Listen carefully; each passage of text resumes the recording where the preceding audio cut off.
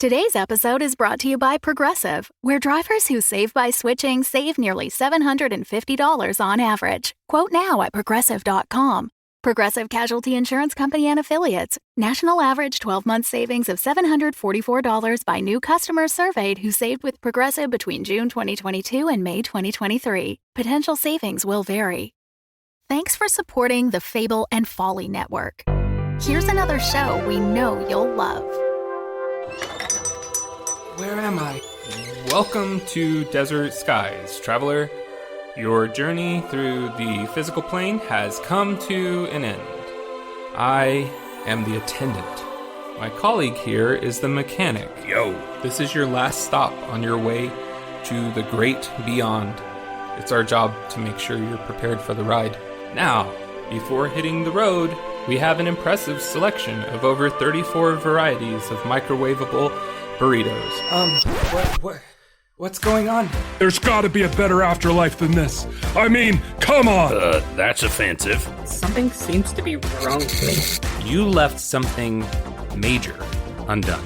I have a life outside of this gas station, you know. You quite literally do not. Any hobbies? Nope. Ever travel? Nope. Love interest? Are you kidding? Oh my god. You're like the human version of a plain bagel. Cash register.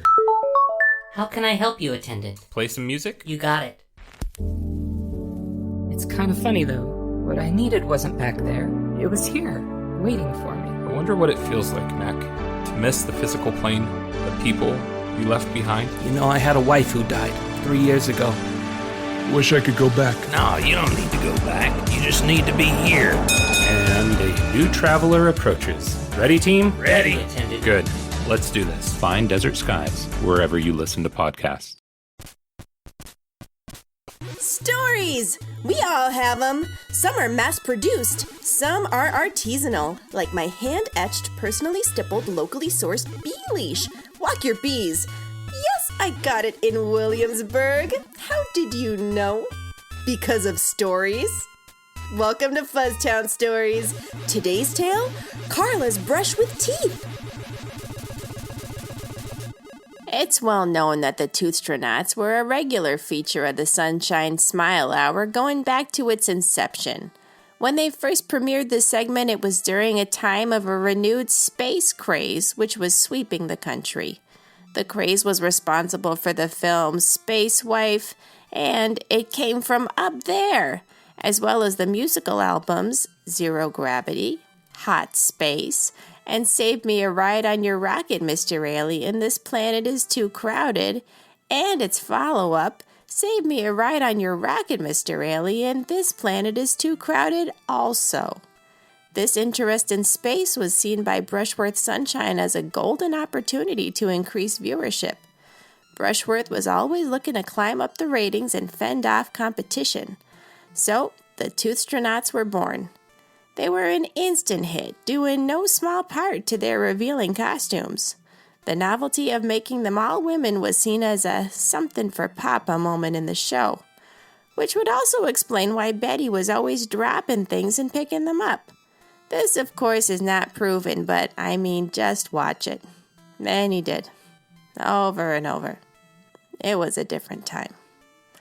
Anyway, the most famous and long-lasting Toostronaut was Carla Gumdonowitz, who would eventually become the captain. She was well known on the show for her feathered hair and off the show for the strong editorials she'd write in the Star Ledger. She, in her youth, married a man named Whitey Whitney. They met at a singles night at a local supermarket. If you put a bunch of bananas and stuck them through the bars on the cart, it meant you were looking for love.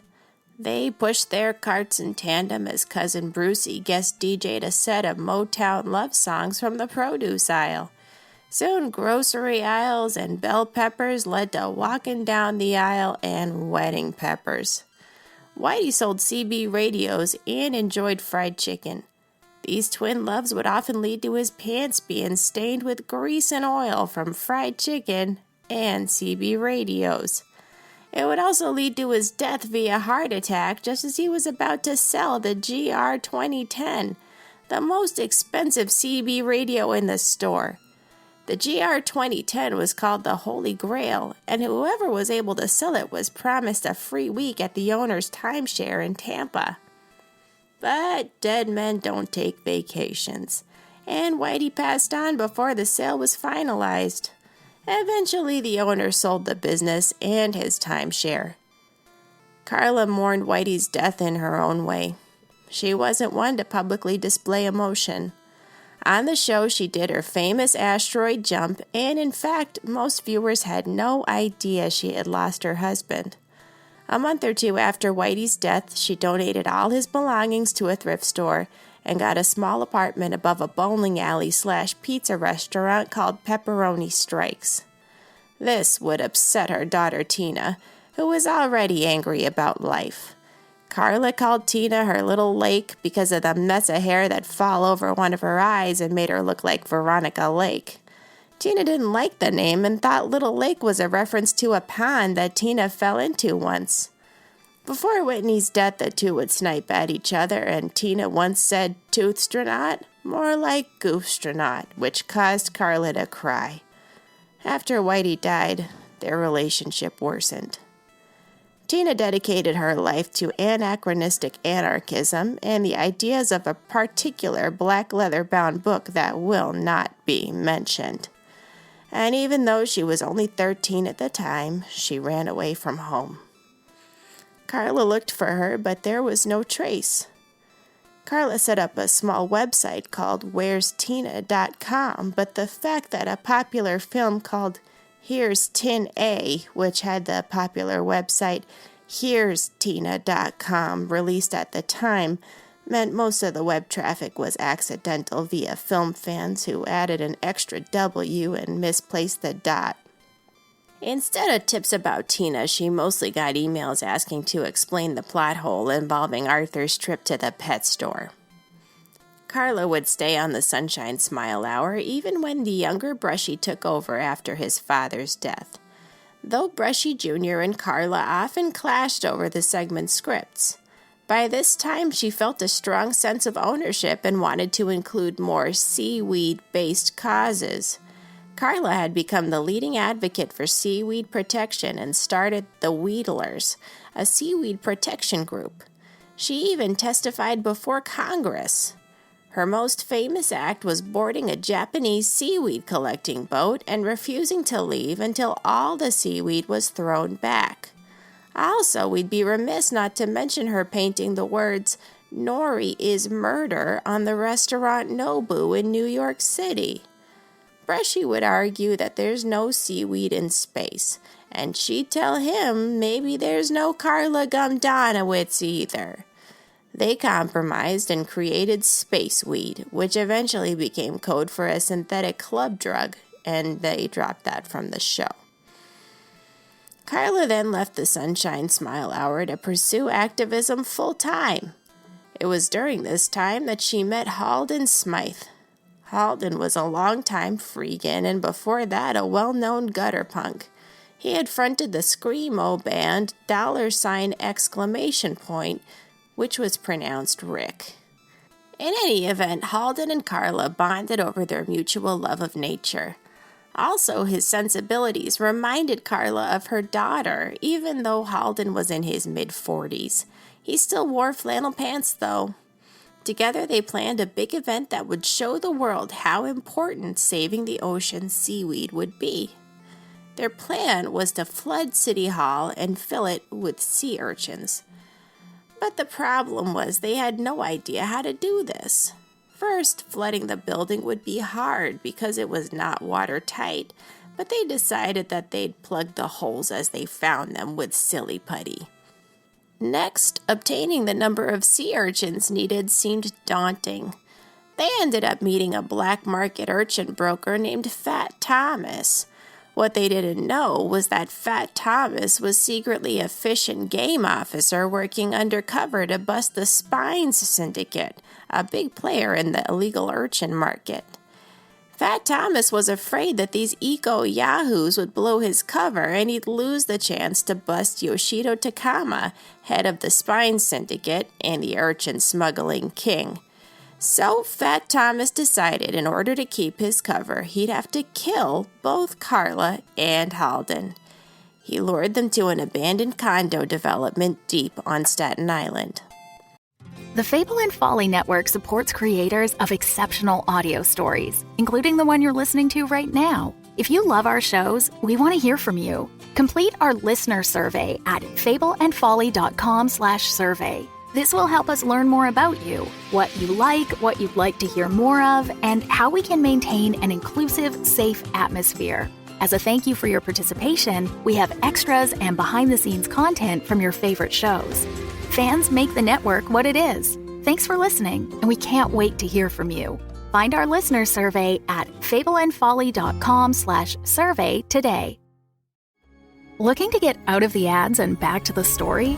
Fable and Folly Plus is a new way to support the creators you love. The podcast you're listening to right now and more than 60 others can be heard ad-free for as little as $4 a month by visiting fableandfolly.com/plus. And now you'll start to see Fable and Folly Network shows are offering bonus content to all existing and new supporters. Find exclusive new episodes from shows like Civilized and Realms of Peril and Glory. Fable and Folly Plus. Sign up today at fableandfolly.com/plus. Carla and Halden arrived at the abandoned condo hoping to pick up several crates of sea urchins, but instead found themselves at the barrel end of a gun. Fat Thomas had them right where he wanted them. However, he didn't realize that this condo complex was famous as a haunted site. It was built on an ancient pet cemetery where colonists would bury their pets and finer donkeys before the American Revolution. Because of this, it was a popular place for ghost hunting. It was on that very night that the Staten Island Haunt Friends were exploring the condos. The Staten Island Haunt Friends was actually just Pete Gobarelli. He had named the group in hopes that it would attract more members, but at present it was just him. So, as Fat Thomas leveled his gun at Carla, Pete Gobarelli burst in with his ghost detector, a spoon with a fork taped to it, and tripped and fell. The ghost detector broke, and the spoon flew into the air just as Fat Thomas fired the gun. The spoon crossed in front of the bullet's path. The bullet hit the spoon, ricocheted off, and went into the ceiling. Normally, this would not be an issue, except that a vagrant arsonist was keeping a large collection of flammable tanks of hydrogen in the upstairs back bedroom. Luckily, a single stray bullet won't cause hydrogen tanks to burst into flame, but it did startle the aforementioned arsonist who was testing the gas at the time. The startled arsonist dropped her lighter and it hit the ground. This alone would not be a problem, except the arsonist had built a remote-control truck and covered it in matches. She called it the real matchbook truck, which was very funny in arsonist circles. But this real matchbook truck wasn't funny when the lighter hit it and the truck went up in a whoosh of flame. This would be bad enough if the arsonist didn't panic upon seeing the flaming truck, and as she grabbed the truck's remote control, accidentally dropped it. The broken remote caused the truck to take off and drive down the stairs. Now, while all of this was happening upstairs, Fat Thomas was furious that the spoon deflected his bullet because he only brought the one. He was trying to save his money to get his boyfriend a genuine sharkskin grip handle katana sword from QVC. Finding himself without bullets, he decided instead to beat Carla, Halden, and Ghost Hunter Pete to death with the gun. He charged at them, gun drawn back, when suddenly the flaming truck came hurtling down the stairs and crashed into Fat Thomas. Now, pants don't usually burst into flame, but, well, you see, Fat Thomas liked to buy vintage clothes, and he was currently garbed in a pair of pants that were soaked in old grease, both chicken and CB radio. The unnatural polyester blend absorbed these oils and had created a veritable tinderbox with 2 leg holes. So it was that Carla was saved by her own dead husband's donated pants. Fat Thomas ran off into the night, pants ablaze. Carla and Halden had no idea what to do next. There were no urchins, sea or otherwise. What should we do, they wondered. Pete suggested going for burgers at the Unicorn Diner, but this was quickly dismissed. In any event, they should leave, and were about to when the sound of the arsonist's boots clicking on the stairs caught their attention. Carla turned as the arsonist stepped out of the shadow of the stairs. The arsonist and Carla stopped and stared at each other. The arsonist pushed her purple hair from in front of her eyes where it had fallen, a move she'd done 1,000 times. A move that Carla knew as well as her own fingertips. "Little lake?" is all Carla managed to say. The arsonist's face scrunched up and all she managed was, "Mom?" And indeed, it was Tina. She'd been hiding in Staten Island all this time. Mother and daughter embraced, and then everyone went out for pizza, except for Pete, who didn't like pizza. But he was okay with it. FUZZTOWN Stories is a Roy Gold production. It was written by Jonathan Goldberg with music by David Origlieri. Today's episode was read by Melissa Lusk. That's me! And, like me, Podmusical can be found on the internet at podmusical.com and on Twitter at @thepodmusical. Also like me, Podmusical has an extra set of eyes for viewing into dreams. It's not weird. It's how I keep one step ahead of the ghosts. As always, thanks for listening, and have a suntabulous bicuspid of a day. The Fable and Folly Network, where fiction producers flourish.